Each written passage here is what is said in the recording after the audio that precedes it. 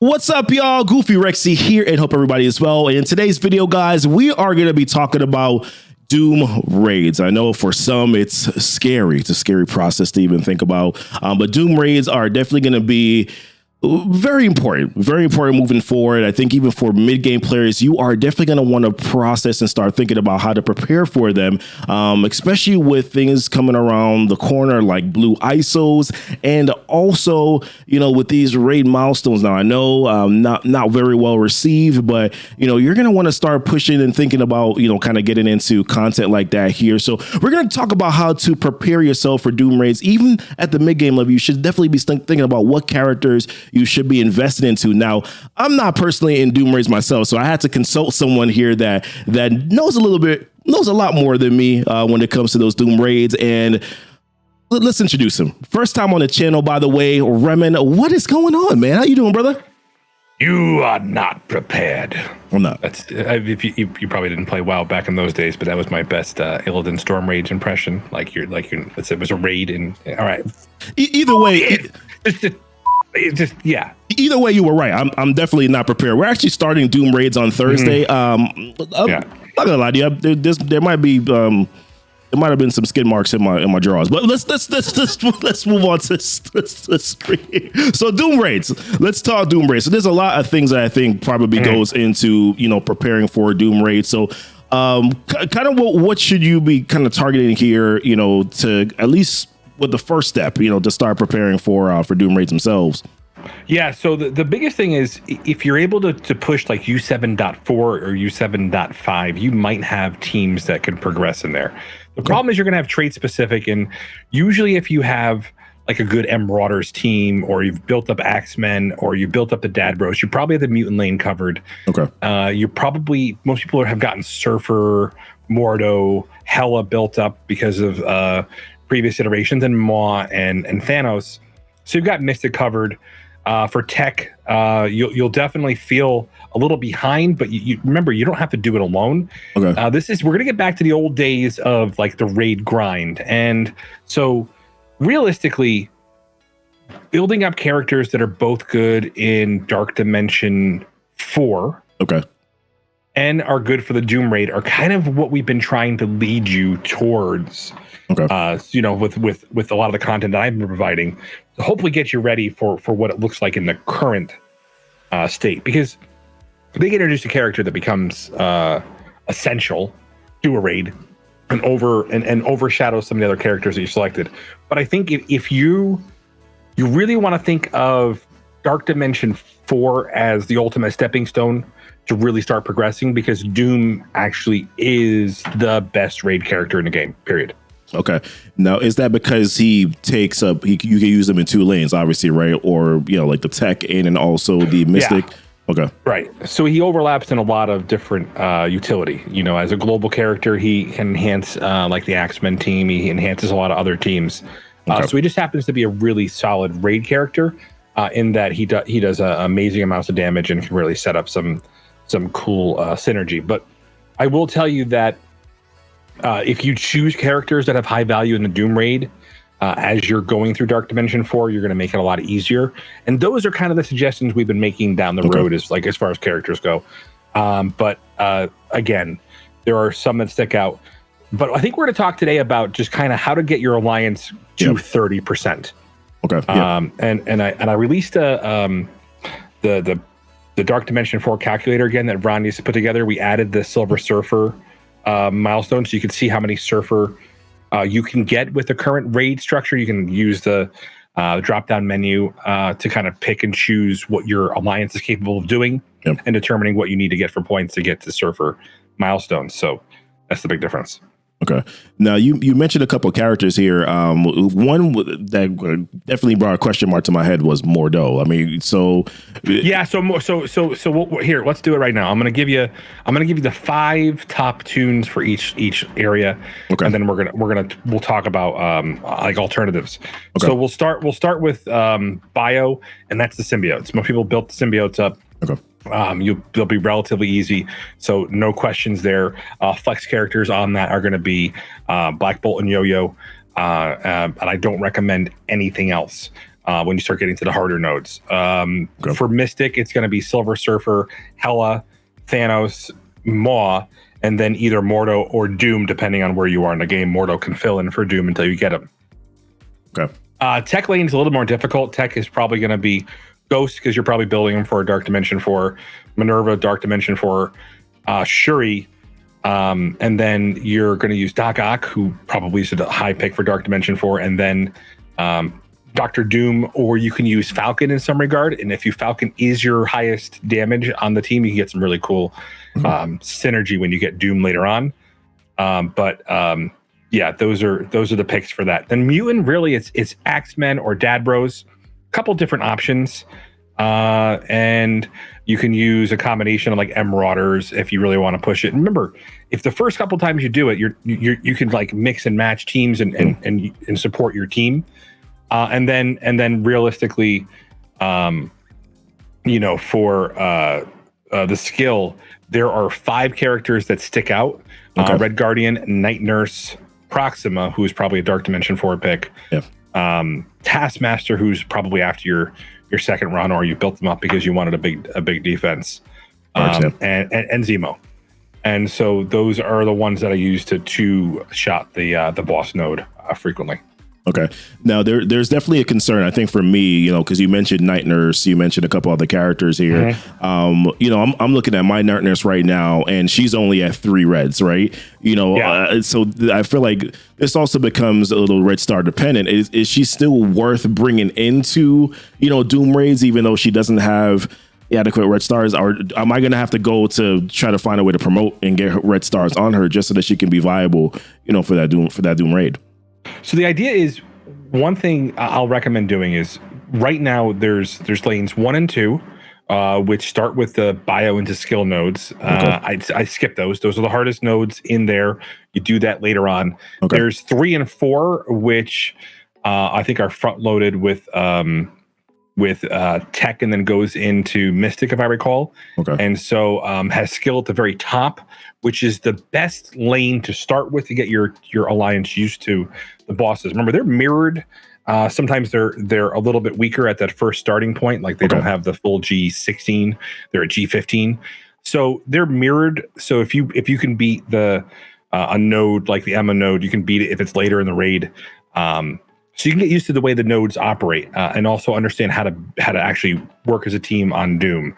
We can talk about that a little bit later. We can talk about the things to do to actually when you're fighting Doom to take note of. But taking your alliance up there and then getting just to the end, as long as you don't have to tackle the skill boss, you can get to 32% or 36%, something along those lines. So at least you get those minimum rewards. The only problem is, I will tell you that a lot of people still mix up like U7 in the cycle because they miss out. You actually get less rewards from a 30% than you get from 100% U7.5. Go figure, Scopely didn't get that right. But right. So and then what'll happen is, as more people get Doom in your alliance, you'll branch off and kind of figure out what you can accomplish. Rome wasn't built in a day. I think it's important to kind of not stress your alliance to the point where you're falling apart, unless it's just there was always a difference of motivation, and it just happened to be, you were made aware of it because now you can't just hit auto on a raid and go to sleep. So I think that's the big deal. And then the one thing about this I want to talk about it is, you also have to start thinking about the .2 and .3 raids, like 100%. They're not as much of a difference in points, but they are going to contribute to the Greek raids? Yeah, the Greek raids. Okay. And so a lot of these characters actually overlap into that. And we went over, like, and Silver Surfer, like I said, is a phenomenal Mystic character. Before Silver Surfer came out, the Mystic lane might have been a little bit more difficult in the current raid, whatever, Gamma, Beta, right? I think we're in Beta. I lose track. I don't fully remember. I think it's Beta, where it kind of has the double origin trait. Gotcha. So, so a lot of these characters overlap. So my real recommendation is focus on characters that have value for both Dark Dimension 4 and the raid, and you'll probably wind up having those characters be flex if the arena meta does change from Blackwater anytime soon. Yeah, and I guess realistically, thinking about DD3 too, like if you're playing again in the DD3, you probably should be bringing those same characters in the DD3, for DD4. And I guess so. You kind of answered a question that I had that I was thinking in the back of my head: Hela or Surfer. It kind of sounds like ideally you really want both, right? Yes, that's the answer. Yes. Yeah. Now, probably. No, but Surfer's cheaper. Hela's hella expensive. Hela makes it a lot easier. For most people, you're probably not going to have the G15 to progress through City. Legendary, you're going to be gated by waiting for those to become available. So my recommendation is simply to, if you want to save a little bit of value there, just understand that you're not going to walk through that at the end. Okay. All right. So I mean, I don't think that there's anything else. Is there anything that's what we should be thinking about? So obviously as a mid game player, you're planning DD3, you're thinking about DD4, and of course trying to process Doom raids here. There is a question of power creep, right? So there's always concern with investing too much, because it might become trivial at some point, right? Where you probably may have overinvested into a character that may not necessarily be important anymore. Well, and that's the point is, skill could change in a patch or two. We just don't know what's going to happen with Skeletal or what new characters are going to affect the current state. I can only tell you what works now, right? And hopefully guide you through characters that you won't regret building. I don't regret building my Shadowlands at all. But then I have a 7 Red Star White Tiger, so of course I'm going to say that, right? Yeah. But that being said, it's tough until you go through Dark Dimension 3 and Dark Dimension 4. There's a small relief of the bottleneck, right? Because right now you're holding to build a character that you hope has value, and you're sitting there and you're watching the rest of your roster underperform because you literally have to wait for that stuff to become available. And so it's definitely one of the more frustrating elements. Yeah, and sorry if I didn't clarify this already. So it's G15 is what you want in those Doom raids, right? And G14 won't cut it. So the idea is G14 works. Okay. What I will tell you is you're probably, if you're going to go to G14 and you got to start also thinking about ISO 4 too. It's kind of crazy because I've been telling people that ISO is becoming more and more important, and it is. These key characters, that ISO 4 is a ton of hit points, ton of health. It is, and so.